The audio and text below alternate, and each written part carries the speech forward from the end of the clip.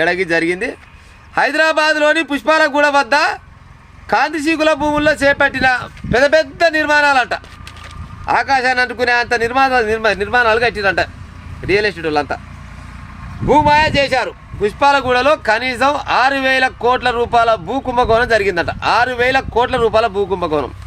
మరి కాంగ్రెస్ వాళ్ళు అధికారంలోకి వస్తేప్పుడు భూ కుంభకోణాలు చేసిన వాళ్ళు మొత్తం బయట తీసుకొస్తాం, కాళేశ్వరం వాళ్ళని బయట తీసుకొస్తాం, లంగ దొంగ పనులు చేసుకోవాలి మొత్తం బయట తీసుకొస్తామని గద్దెలెక్కేమో కాంగ్రెస్ వాళ్ళు కూర్చురు.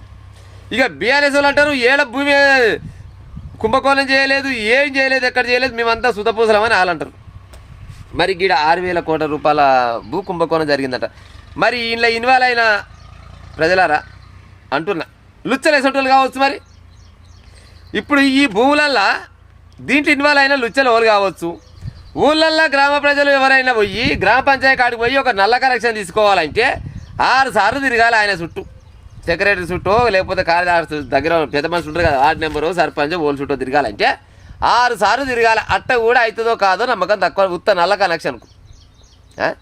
మరి గీడ 6,000 కోట్ల రూపాయల భూ కుంభకోణం జరిగితే మరి వీళ్ళంతా గరగవిక పోయిరా, గడివిక పోయిరా, ఏం బిగ పోయిరు? మరి వీళ్ళంతా మరి ఏం చేస్తున్నట్టు ఈ ఆఫీసర్లు కానీ లేకపోతే ప్రభుత్వం కానీ అప్పట్లో ఉన్నోళ్ళు, అప్పట్లో అయినా ఇప్పట్లో అయినా కానీ ఓఆర్ఆర్ను ఆనుకొని ఉన్న కాంతిశీకుల భూముల్లో 30,000 కోట్ల విలువైన రియల్ ఎస్టేట్ వ్యాపారం 2025లో నిషేధిత జాబితాలో ఉన్న ప్రభుత్వ భూములు. అవి 2025లో అవి నిషేధిత భూములు అంటే అవి 2021 వస్తారు కల్లా ఆ జాబితా నుంచి కొన్ని భూములను తొలగించారట.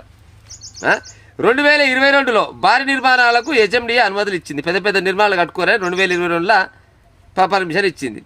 2025లో కొన్ని భూములు మళ్ళీ నిషేధిత జాబితాలోకి వచ్చినట్ట. మాజీ ఎంపీ రంజిత్ రెడ్డి ఆయన కనసాగలో జరిగిందట ఈ ముచ్చటంతా. ఆ కంపెనీ డైరెక్టర్గా రంజిత్ రెడ్డి కుమారుడు ఈడోడు రాజార్యను, మరో మాజీ ఎంపీ బంధువు. మరి ఆ ఎంపీ పేరిస్తే కాదు, మరో మాజీ ఎంపీ, మరో అంటే ఎందుకు ఆయన పేరిస్తే కాదా? ఆయన ఏమన్నా పిగుడు మంత్రులు ఏమన్నా ఇవ్వచ్చు కదా పేరిడా? దొంగేనా, దొంగ పేరు ఉపయోగిస్తే కాదా? కాకపోతే దాస్తారు అన్నట్టు వీళ్ళని. అదే పేదోడు వాళ్ళని తప్పు చేస్తే ఎమ్మడే ఆయన ఆధార్ కార్డుతో సహా పెడతారు, ఇట్లా చూపిస్తారు, ఆధార్ కార్డుతో సహా చూపిస్తే గీనే దొంగ అంటారు. మరి ఈ పీగుడు మంత్రుల పేర్లు ఇయ్యారు సరిగా. ఎందుకంటే వాళ్ళకి మనోభావం లేకపోతే మళ్ళీ ఇలా పేపర్ల మీద మళ్ళీ ఏమైనా కేసులు వేయగలనే ఉద్దేశంతో ఎట్టో కానీ వాళ్ళ పేర్లు ఇయ్యరు కానీ సరే దొంగలు అయితే గట్ట తయారయ్యారు.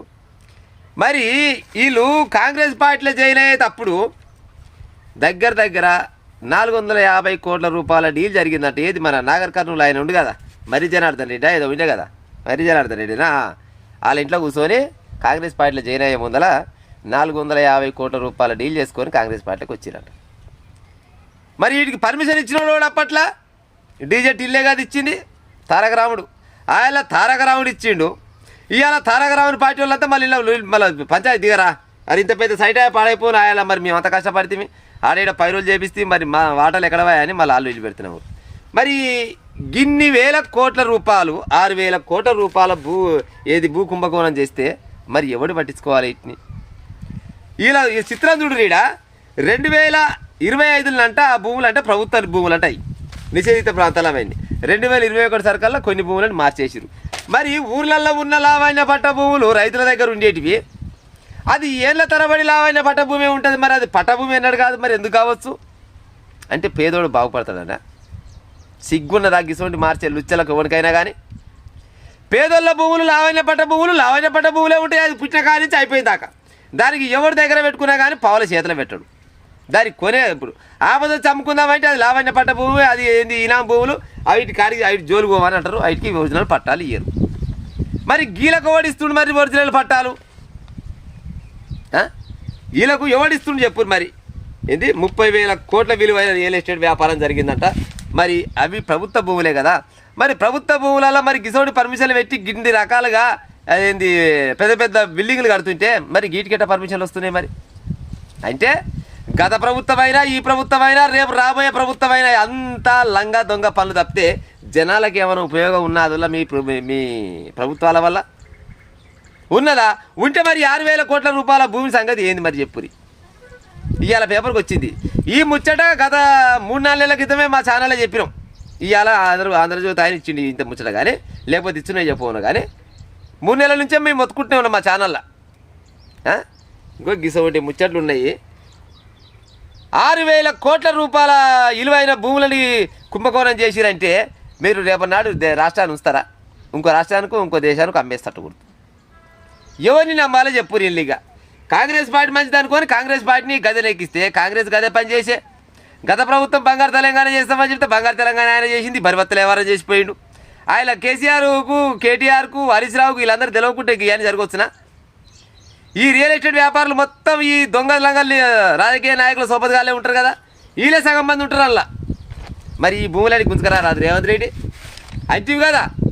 ఏ ఒక్క భూమిని ఇచ్చిపెట్టిన అంటివి మాటలు పాడైపోను. రేవంత్ రెడ్డి చెప్పాలంటే ఏక నెంబర్ చెప్తాడు కానీ ఏడ కూడా ఇప్పటిదాకా గుంట భూమి కాదు గంటెడు భూమి కూడా గుంజుకరాలేకపోయింది ఇప్పటిదాకా.